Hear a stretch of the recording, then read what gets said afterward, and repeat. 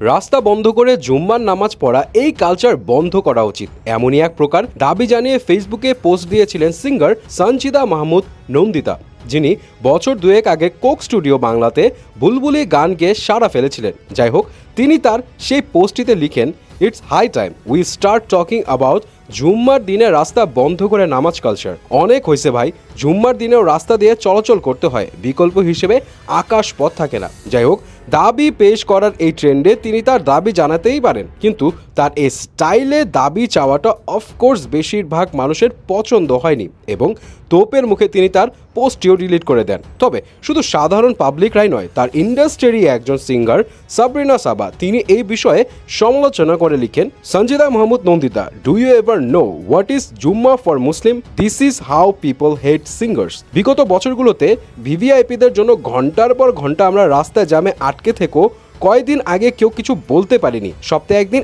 একটা ঘন্টা আমাদের সহ্য হয় না, অথচ রাস্তার একটা পাশ গাড়ি চলাচলের জন্য নামাজিরা জায়গা রেখে নামাজে দাঁড়ায়। হয়তো কিছু জায়গায় ওভার ক্রাউডেড হলে জায়গা থাকে না। এরপরও ছুটির একটা দিন শুক্রবার 10-15 মিনিটে বছরের পর বছর রেওয়াজ দেখে এই সেন্সিটিভ ইস্যু নিয়ে কিভাবে বলেন? আপনার পরিবারে বুঝি জুম্মা কাউকে পড়তে দেখেননি? এখন স্ট্যাটাস ডিলিট করে লাভ নেই। যারা গান করে তাদের এত ব্রেনলেস হলে চলবে না। কারো ধর্মীয় অনুভূতিতে আঘাত করা তো অবশ্যই না। বেশ কড়া ভাষায় বলেছেন। কিন্তু যাই হোক, বিষয় হলো জুম্মার দিনটা কিন্তু প্রত্যেক মুসলমানদের জন্য অনেক স্পেশাল এবং যেই ব্যক্তি বাকি 6 দিন নামাজ পড়ে না সেও জুম্মার দিনে মসজিদে আসবেই। এবং আমাদের ধর্মে বলা আছে জুম্মার দিন সপ্তাহের বাকি দিনগুলোর থেকে উত্তম এবং এই দিনের ফজিলত অনেক।